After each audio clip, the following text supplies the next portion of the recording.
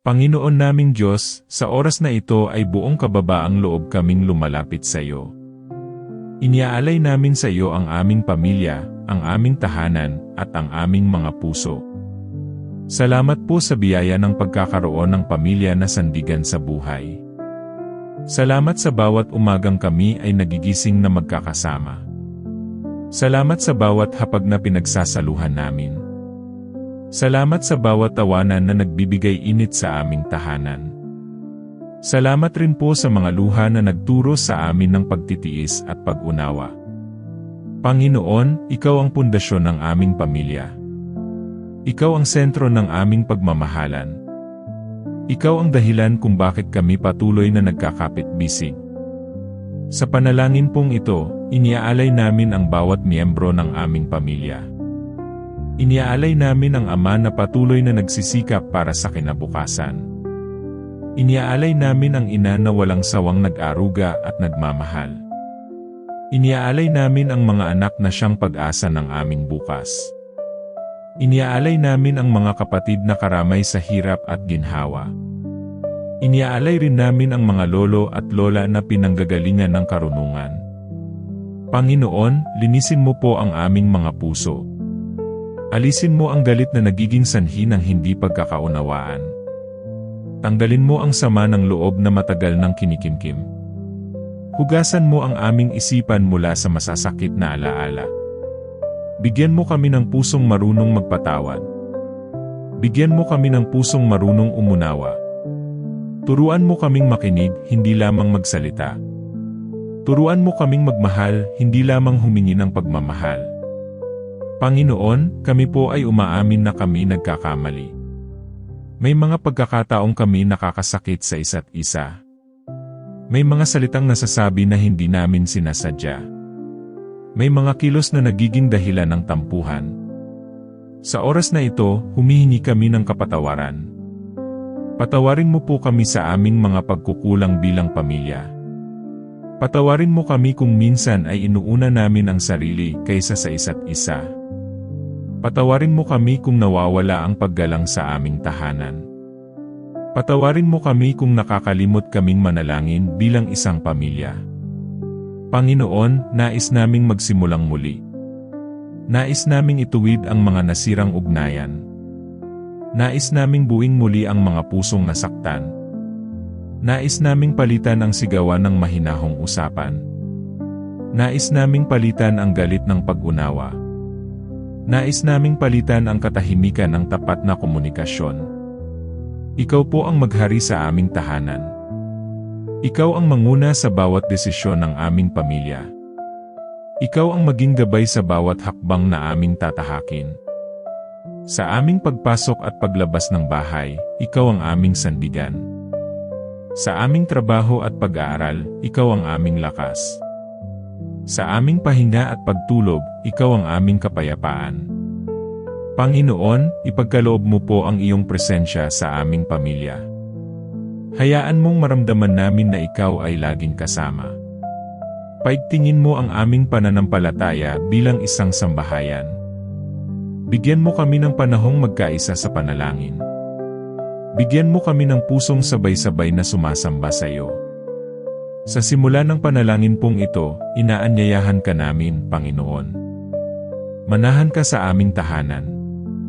Manahan ka sa aming mga puso. Manahan ka sa aming pamilya. At habang nagpapatuloy ang panalangin ito, kami po ay umaasa na ikaw ang patuloy na kikilos sa gitna namin.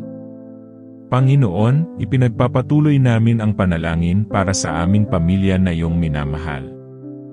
Salamat po sa bawat araw na kami magkakasama, kahit may pagsubok na dumarating. Salamat sa bawat ngiti, yakap at salitang nagbibigay lakas sa aming tahanan. Panginoon, bantayan mo po ang aming mga magulang sa kanilang pagod at sakripisyo. Bigyan mo sila ng lakas ng katawan at kapayapaan ng isipan. Ingatan mo ang kanilang puso laban sa panghihina at pangamba. Para sa mga anak, Panginoon, gabayan mo sila sa bawat desisyong kanilang haharapin. Ilayo mo sila sa tukso at masasamang impluensya. Punuin mo ang kanilang isip ng karunungan at ang kanilang puso ng kabutihan. Panginoon, kung may tampuhan o hindi pagkakaunawaan sa aming pamilya, ikaw na po ang mamagitan. Palambutin mo ang pusong matigas at pagalingin mo ang pusong nasugatan. Turuan mo kaming magpatawad ng buong puso, hindi pilit kundi may pagmamahal. Kung may katahimikan na puno ng sakit sa aming tahanan, basagin mo po ito ng iyong liwanag. Kung may salitang hindi nasabi, bigyan mo kami ng lakas ng loob na magsalita ng may pag-ibig. Kung may luhang itinago, ikaw na po ang magpunas, Panginoon. Panginoon, dalhin mo ang aming pamilya sa landas ng pagkakaisa. Huwag mong hayaang manaig ang galit, inggit, o pride sa aming samahan. Ituro mo sa amin ang kahalagahan ng pakikinig at pag-unawa. Pagpalain mo po ang aming tahanan ng iyong presensya. Naway maramdaman ka sa bawat sulok ng aming bahay. Maging kanlungan nawa ito ng kapayapaan, hindi ng takot. Panginoon, kung may miyembro ng aming pamilya na nasa malayo, ikaw na po ang maging kasama niya. Ingatan mo siya sa biyahe, sa trabaho, at sa bawat oras ng kanyang buhay. Ipagkaloob mo sa kanya ang lakas at pag-asang nagmumula sa iyo. Para sa mga may karamdaman sa aming pamilya, Panginoon, ikaw ang aming sandigan. Ipadama mo ang iyong kagalingan sa kanilang katawan at kaluluwa. Palitan mo ang sakit ng ginhawa at ang pangamba ng pananampalataya. Kung may problema sa pananalapi ang aming pamilya, Panginoon, ikaw po ang maglaan. Buksan mo ang mga pintuan ng oportunidad at biyaya. Turuan mo kaming magtiwala sa iyo kahit tila kulang ang aming hawak. Panginoon, bigyan mo kami ng pusong mapagpasalamat. Sa gitna ng kakulangan, ituro mo sa amin ang makita ang iyong kabutihan. Sa gitna ng problema, ipaalala mo na ikaw ay tapat. Gabayan mo po ang aming pamilya sa bawat hakbang ng aming buhay. Ikaw ang maging sentro ng aming mga desisyon at pangarap. Naway ang aming tahanan ay magsilbing patotoo ng iyong pag-ibig. Panginoon, tulungan mo kaming magmahal hindi lang sa salita kundi sa gawa. Turuan mo kaming unahin ang pamilya kaysa sa galit at yabang. Itanim mo sa amin ang pagpapakumbaba at malasakit. Kung may pagod na ang aming mga puso, ikaw na po ang magpahinga sa amin. Kung may luha sa gabi, ikaw na po ang magbigay aliw. Kung may takot sa bukas, ikaw na po ang magbigay lakas ng loob. Panginoon, patibayin mo ang ugnayan ng bawat isa sa aming pamilya. Paglapitin mo kami, hindi lang sa pisikal kundi sa espiritual. Tulungan mo kaming sabay-sabay na lumapit sa iyo. Ipinagkakatiwala namin sa iyo ang aming pamilya ngayon at magpakailanman. Ikaw ang aming sandigan, tagapagtanggol at gabay. At sa iyong kamay, Panginoon, kami ay payapang nananahan. Panginoon naming Diyos, patuloy kaming lumalapit sa iyo bilang isang pamilya. Sa gitna ng aming paglalakbay, ikaw pa rin ang aming takbuhan. Salamat po dahil hindi mo kami iniiwan kahit kami nagkakamali. Salamat dahil sa bawat araw, muli mo kaming binibigyan ng pagkakataon. Panginoon, bantayan mo ang aming mga salita sa loob ng aming tahanan. Huwag mong hayaang makasakit kami sa pamamagitan ng aming bibig. Turuan mo kaming magsalita ng may lambing at paggalang. Itanim mo sa amin ang mga salitang nagbibigay buhay, hindi sugat. Kung may pagod sa pagitan namin, ikaw na po ang magpahinga sa aming mga puso. Kung may hinanakit na hindi masabi, ikaw ang maging kanlungan. Kung may sama ng loob na matagal nang kinikimkim, ikaw ang magpalaya. Panginoon, patatagin mo ang samahan ng aming pamilya laban sa mga pagsubok.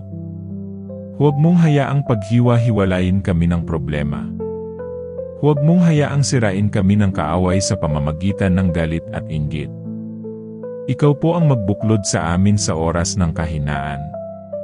Sa oras ng tagumpay, ikaw rin ang aming papurihan. Panginoon, gabayan mo ang aming mga anak sa kanilang paglaki. Iligtas mo sila sa maling landas at masasamang impluwensya. Bigyan mo sila ng pusong may takot at pagmamahal sa iyo. Hubugin mo ang kanilang karakter ayon sa iyong kalooban.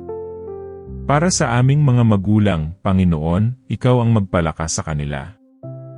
Bigyan mo sila ng tibay sa gitna ng pagod at responsibilidad. Bigyan mo sila ng kapayapaan sa gitna ng alalahanin. Palitan mo ang kanilang pagod ng pag-asa at lakas. Panginoon, kung may miyembro ng aming pamilya na nawawala sa direksyon, Ikaw po ang maghanap at magbalik sa kanya. Kung may lumalayo sa iyo, Ikaw ang kumatok sa kanyang puso. Kung may nawawala ng pananampalataya, Ikaw ang magbigay liwanag. Naway maging tahanan namin ang lugar ng iyong presensya. Lugar ng pahinga, hindi takbuhan ng takot. Lugar ng pagmamahal, hindi sigawan. Lugar ng pag-unawa, hindi paghusga. Panginoon, ituro mo sa amin ang tunay na kahulugan ng pagkakaisa. Hindi pagkakapareho, kundi pagtanggap. Hindi kawalan ng problema, kundi sabay-sabay na pagharap. Hindi perpektong pamilya, kundi pusong marunong magpatawad. Kung kami man ay nasusubok sa pananampalataya, Panginoon, hawakan mo kami. Kung kami man ay nadadapa, Ikaw ang magbangon. Kung kami man ay nawawalan ng lakas, Ikaw ang maging lakas namin. Panginoon, ipagkaloob mo sa aming pamilya ang iyong kapayapaan. Kapayapaang hindi kayang ibigay ng mundo. Kapayapaang nananatili kahit may unos. Kapayapaang nagmumula lamang sa iyo. Ilagay mo ang iyong kamay sa bawat miyembro ng aming pamilya. Sa aming pagpasok at paglabas.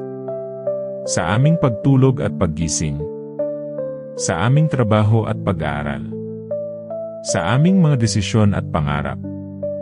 Panginoon, patuloy mong ihanda ang aming mga puso. Ihanda mo kami sa mga susunod pang pagsubok. Ihanda mo kami sa mga biyayang darating. Ihanda mo kami sa mas malalim na pananampalataya. At sa pagpapatuloy ng panalangin ito, kami ay nananatiling nagtitiwala na Ikaw ang patuloy na kikilos sa aming pamilya. Panginoon naming Diyos, patuloy naming inihahabilin sa iyo ang aming pamilya. Sa bawat araw na dumaraan, Ikaw ang aming sandigan at lakas. Sa gitna ng mga hamon, Ikaw ang aming kanlungan. Sa oras ng pangamba, Ikaw ang aming kapayapaan. Panginoon, turuan mo kaming unahin ang isa't isa. Huwag mong hayaang maging abala kami sa mundo at makalimutan ang pamilya. Ituro mo sa amin ang halaga ng oras na magkakasama. Ituro mo sa amin ang halaga ng presensya, hindi lamang regalo. Panginoon, pagalingin mo ang mga sugat sa aming tahanan. Mga sugat na dulot ng salita. Mga sugat na dulot ng kapabayaan. Mga sugat na dulot ng katahimikang masakit. Ikaw po ang maghilom sa bawat sugat ng aming pamilya. Kung may galit na matagal nang itinago, Ikaw ang magpalaya. Kung may sama ng loob na hindi pa napapatawad, Ikaw ang magturo ng awa. Kung may luha na palihim na tinatago, Ikaw ang magpunas. Panginoon, bigyan mo kami ng pusong marunong maghintay. Maghintay sa pagbabago. Maghintay sa tamang panahon. Maghintay sa iyong kilos. Turuan mo kaming huwag sumuko sa isa't isa. Turuan mo kaming lumaban para sa aming pamilya. Panginoon, bantayan mo ang aming tahanan laban sa anumang masama. Ilayo mo kami sa aksidente at kapahamakan. Ilayo mo kami sa panlilinlang at tukso. Ilayo mo kami sa galit na sumisira ng relasyon. Takpan mo ang aming pamilya ng iyong banal na proteksyon. Palibutan mo ang aming bahay ng iyong presensya. Panginoon, gabayan mo ang aming pamilya sa pananalapi. Turuan mo kaming magtiwala sa iyo sa gitna ng kakulangan. Turuan mo kaming maging tapat at masipag. Turuan mo kaming makontento at magpasalamat. Kung may pag-aalala sa kinabukasan, Ikaw ang magbigay katiyakan. Kung may takot sa bukas, Ikaw ang magbigay lakas ng loob. Kung may pagod sa laban ng buhay, Ikaw ang magbigay pahinga. Panginoon, pagpalain mo ang aming mga relasyon sa loob ng pamilya. Pagpalain mo ang ugnayan ng magulang at anak. Pagpalain mo ang ugnayan ng magkakapatid. Pagpalain mo ang ugnayan ng mag-asawa. Pagpalain mo ang ugnayan ng bawat miyembro. Huwag mong hayaang masira ang aming samahan dahil sa pride. Huwag mong hayaang masira ang aming tiwala dahil sa galit. Huwag mong hayaang masira ang aming pag-ibig dahil sa kapabayaan. Panginoon, gawin mo kaming pamilyang marunong manalangin. Pamilyang marunong lumapit sa iyo sa lahat ng oras. Pamilyang marunong magtiwala sa iyong kalooban. Pamilyang marunong magpatawad at magmahal. Kung kami man ay pinanghihinaan ng loob, ikaw ang magpalakas. Kung kami man ay naliligaw, ikaw ang magtuwid ng landas. Kung kami man ay nadadapa, ikaw ang magbangon. Panginoon, patuloy mong ihanda ang aming pamilya. Ihanda mo kami sa mas malalim na pananampalataya. Ihanda mo kami sa mas matibay na pagkakaisa. Ihanda mo kami sa mas wagas na pagmamahal.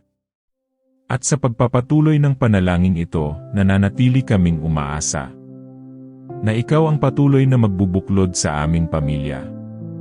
Panginoon naming Diyos, sa pagtatapos ng panalangin ito, buong puso naming inihahabilin sa iyo ang aming pamilya. Lahat ng aming pinagdaanan, ikaw ang saksi. Lahat ng aming tagumpay, ikaw ang pinagmulan. Lahat ng aming luha, ikaw ang nagpahid.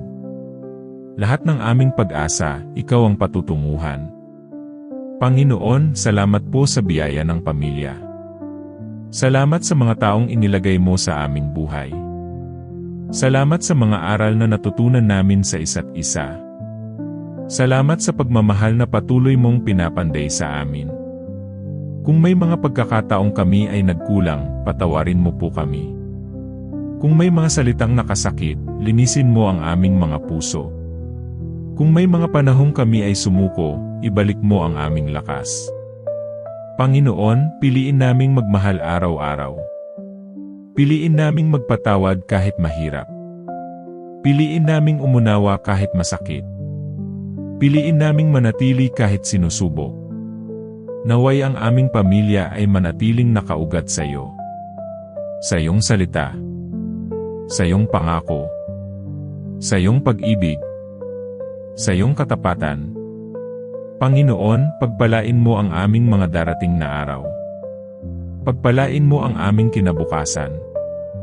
Pagpalain mo ang aming mga pangarap bilang pamilya. Pagpalain mo ang aming mga susunod na henerasyon. Kung saan man kami dalhin ng buhay, ikaw pa rin ang aming sasandigan. Kung saan man kami magpunta, ikaw pa rin ang aming uwian. Kung saan man kami masubok, ikaw pa rin ang aming kakapitan. Panginoon, gawin mo kaming daluyan ng iyong pag-ibig.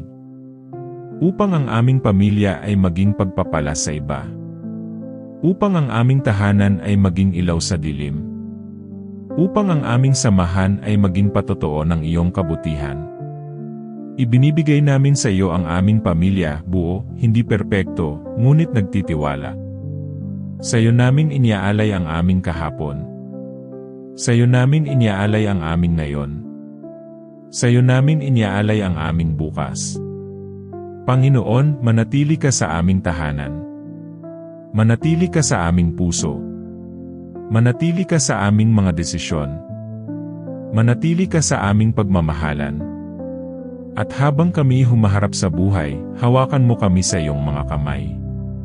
Takpan mo kami ng iyong proteksyon. Yakapin mo kami ng iyong kapayapaan. Punuin mo kami ng iyong pag-ibig. Ito ang aming panalangin bilang isang pamilya. May kababaang loob. May pasasalamat. May pananampalataya. May pagtitiwala. At may pag-asa. Sa pangalan ng aming Panginoong Diyos. Amen. Bago tayo magtapos, nais kong ipaabot ang isang paalala.